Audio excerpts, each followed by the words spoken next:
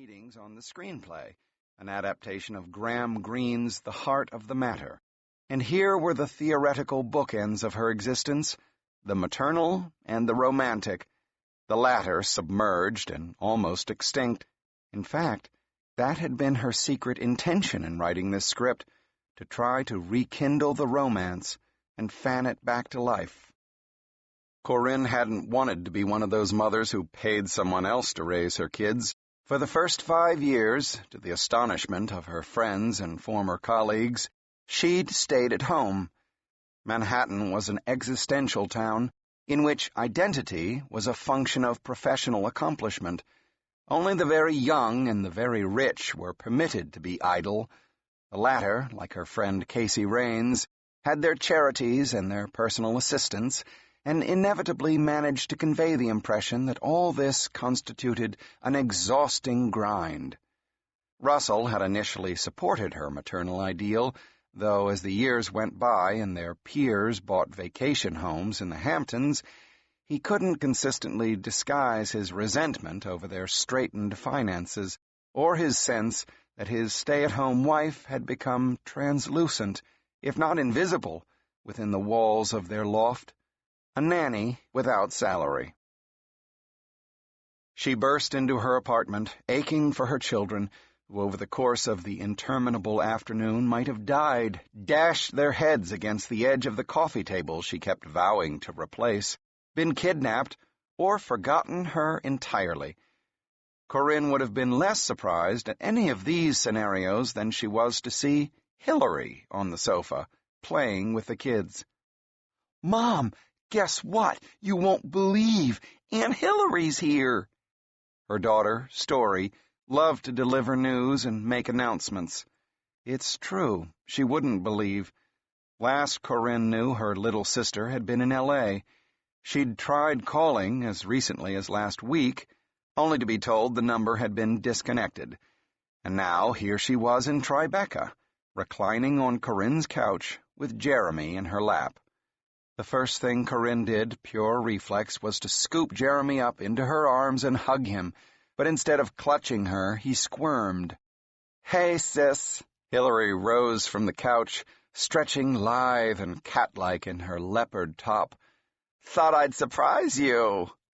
I am. Corrine belatedly hugged her sister with the arm not holding Jeremy. "You look great." "Thanks." "Aunt Hillary's been in Paris," Story said. Jeremy squirmed out of Corrine's grasp and dropped onto the ottoman. "Well, actually, I came from London today, but I've been in Paris for the past 2 weeks." "She met Madeline," Story said, holding up her favorite book. "Can you believe it, Mom? Aunt Hillary knows her. Why didn't you tell us she knows Madeline?" "I had no idea," Corrine said, casting a reproving glance at her sister. "Although, actually, now that I think about it, I'm not surprised at all. Your Aunt Hillary knows just about everybody in the whole world." "The whole world?" "Your mom's just making a little joke." It was true.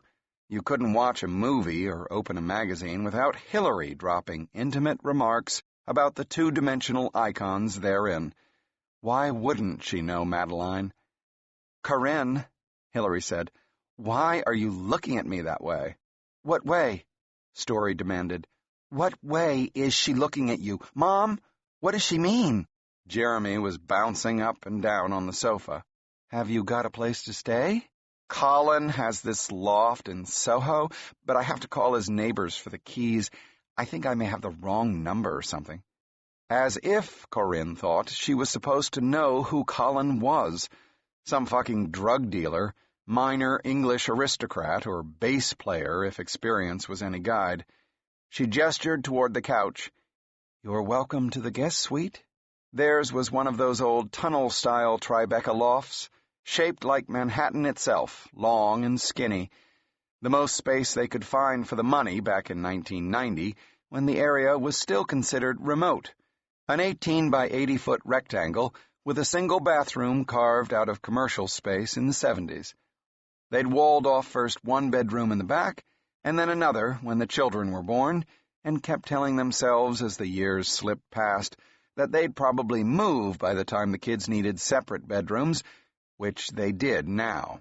The experts said 6 was the age, but somehow all of the possible solutions seemed to require more cash than they commanded. Russell was calling out from behind the kitchen counter. She wondered how he was taking this. "Can Aunt Hilary give us our bath?" Story asked. "Please, please, please." "I suppose so," said Corrine. "Race you to the bathroom," Story told her brother. "We will walk to the bathroom," Corrine said, grabbing hold of the back of Jeremy's shirt. Last week he'd slipped and bruised his forehead, so Corrine reminded herself as she tried to justify the note of irritation in her voice. Russell, meanwhile, was in his cooking frenzy in what they called the kitchen, retaining the nomenclature of residences with discreet rooms, flailing away with his 10-inch German chef's knife, juggling his beloved copper pots and French steel pans. She kissed him on the cheek. "I promise I had no idea," she whispered. "I haven't spoken to her in weeks. Months, probably. You're not furious, are you?" "Don't worry, she exonerated you." She put a finger to her lips. Russell seemed incapable of speaking at any volume but loud, a characteristic ill-suited to loft living. At least she didn't show up with some headbanger or felon in tow. She put her arms around her husband's ribs. "Is she going to spoil your perfect seating chart? I don't see how we can—" "No big deal," Russell said, chopping away at a leek. Corrine shook her head. "You mean you won't have a heart attack if there's an uneven number at the table?" "Actually, Salman canceled this afternoon, and then Jim called and said Cody Earhart was in town and would I mind if he joined us." Now she understood. "Did Salman have an excuse?" "He's got a deadline and he leaves on his book tour tomorrow." Corrine could tell he was disappointed, though he liked to act as if having Salman Rushdie over to dinner was no big deal. "I'm sorry, honey. Are you terribly disappointed?" She kissed his cheek as he squinted at an open cookbook. "It'll be nice to see Cody," he said. Russell had published a collection of 3 of Earhart's screenplays a few years back.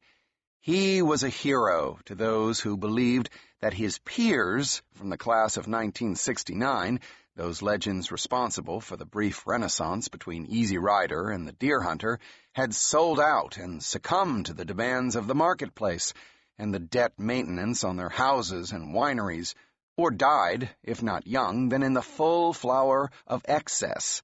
Among the cineasts who could name 3 Japanese directors other than Kurosawa, those for whom the modern indie era began with Sex, Lies, and Videotape, Earhart was revered as much for his intransigence and his noble failures as for the films he had actually written or directed, although at least one of these was acknowledged to be a classic. It suddenly occurred to her that he'd be a great director for her screenplay of The Heart of the Matter. In what seemed like one of those moments of semi-psychic marital communion, Russell said, "I think Jim said he'd sent him a copy of your screenplay." He'd be great," Corrine said. Not that she was about to bring it up at dinner. Not unless he did. These dinner parties were always preceded by Sturm und Drang. Corrine almost wondered if it was worth it. Tonight's suspense had begun to build when Washington had called to say that his wife, Veronica, was sick.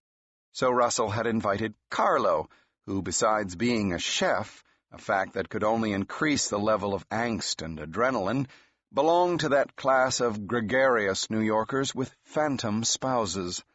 Married singles, Corrine called them. "Since we know Carlo won't bring his wife, why not invite Martha Stewart?" Corrine said, "and really make yourself fucking crazy." "Carlo will love Hillary," Russell said. "Hard to say which of them is more likely to start groping the other. Actually, she seems fairly sane and balanced for a change. Plus, she's keeping an eye on the kids, and you should have seen how happy they were to see her." "She hasn't even spoken to them in 3 months." He paused in his chopping and looked up. "A little testiness there?" "Just an observation."